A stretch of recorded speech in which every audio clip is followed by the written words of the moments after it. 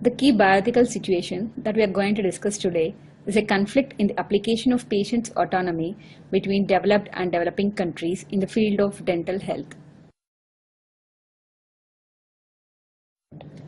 Introduction. Ethics is a very important issue in the medical field. Ethics makes a distinction between what is right and what is wrong when there is a very high level of uncertainty. Coming to our bioethical situation, let us see what happens in developed countries.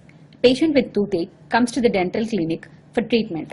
Dentist goes for proper diagnosis and advises patient regarding the various treatment options.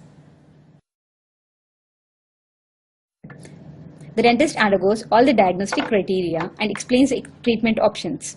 He advises extraction of tooth teeth in two ways, both extractions at the same time or else extractions done at subsequent appointments. The dentist takes the informed consent from the patient and performs the treatment according to the wishes of patient. The necessary treatment is performed with both dentist and patient satisfied. Now let us see what happens in developing countries.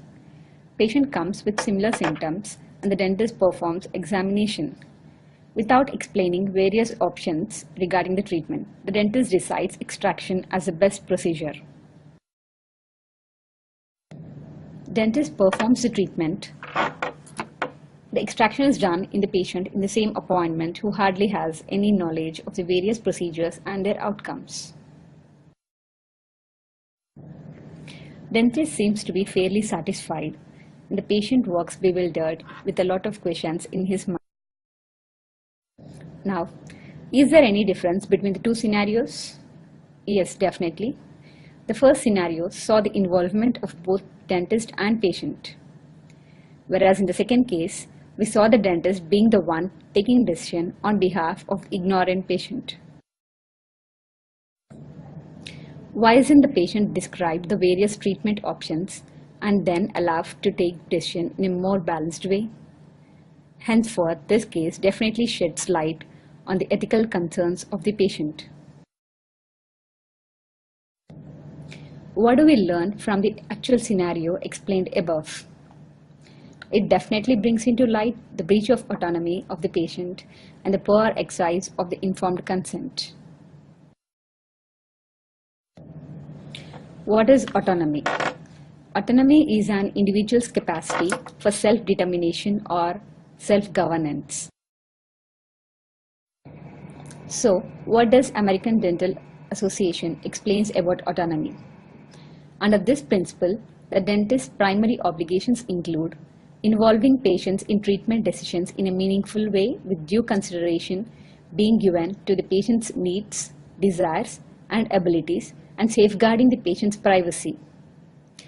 The dentist should inform the patient of the proposed treatment and any reasonable alternatives in a manner that allows the patient to become involved in the treatment decisions.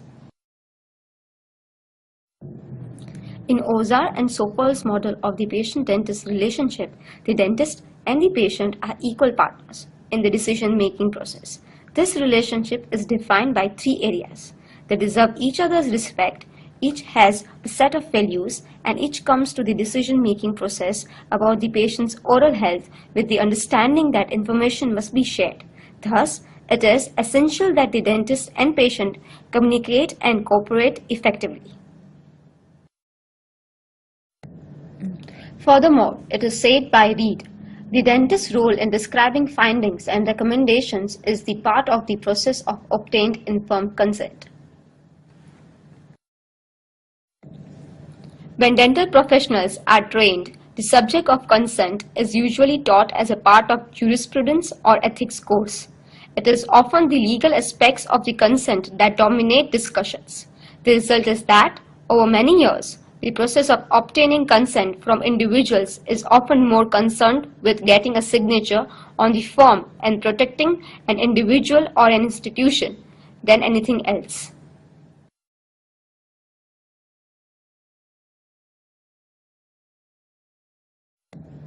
So how to encourage autonomy? Firstly, Patients should be able to make decisions for themselves, free from controlling interference and influences. This means that a dental professional should approach a discussion about a diagnosis by first educating the patients about the problem and articulating the recommended treatment plan. Following the principle of respect for patients' autonomy, the dentist should then encourage the patient to consider this information carefully and offer to answer questions, with the ultimate goal of actively assisting the patient in making an informed healthcare decision. In addition to it, it is important for the clinician to graciously accept the possibility that the decision may not include acceptance of the proposed diagnosis or treatment. Any attempt to unduly influence a patient erodes the professional boundary between dentist and patients. The process of obtaining informed consent does not consist simply of a presentation of information.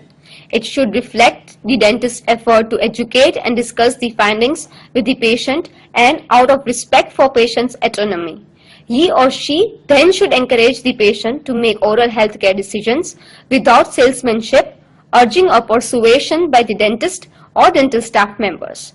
As members of a respected profession, dentists should inform patients routinely about the range of treatments available in the dental community, acknowledging the various methods of diagnosis and treatment and underscoring their own professional approach without pejorative reference to other people or treatment. As Beauchamp and Childress pointed out, from the moral viewpoint, informed consent has less to do with the liability of professionals as agents of disclosure and more to do with the autonomous choices of patients.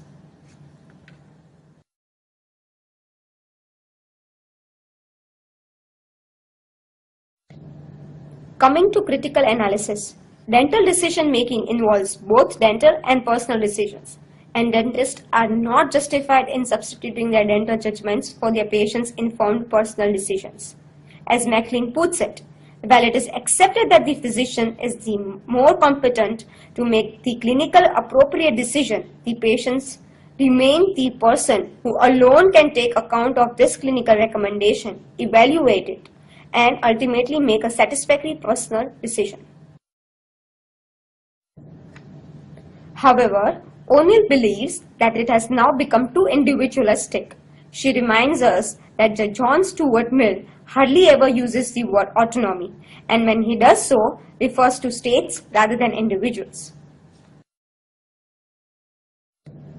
In the opinion of Schneider, the overwhelming weight of bioethical opinion endorses not just the autonomy principle but a potent version of it. He considered that this paradigm is sustained by the assumption that autonomy is what people primarily and pervasively want and need. Thus, the dominant view of individualistic autonomy in most recent liberal bioethics is that it confers a right to act on one's own judgment about matters affecting one's life without interference by others. O'Neill considers that conceptions of individual autonomy cannot provide a sufficient and convincing starting point for bioethics or even for. Schneider suggests that there are two current models of autonomy, optional and mandatory. Brock defines the former as entitling but not requiring a patient to take an active role in decision making regarding the treatment. In the latter model, it is practically unwise and morally objectionable for the patient to forswear making medical decisions personally. Although this latter model seems to eliminate any residue of medical paternalism, is it not in danger of replacing it with an equally unacceptable paternalism by ethicists? Recommendations. Building upon O'Neill's theory, we recommend that a revision of operational definition of patient autonomy is required for the 21st century. We have been influenced by the following ideas.